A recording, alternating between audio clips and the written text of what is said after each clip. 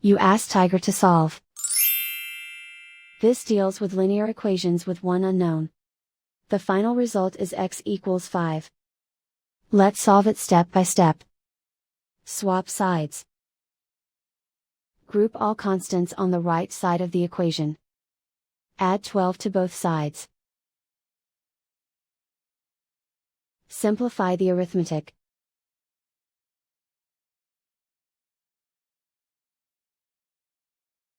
Isolate the x. Divide both sides by 6.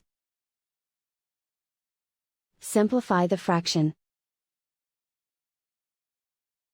Find the greatest common factor of the numerator and denominator.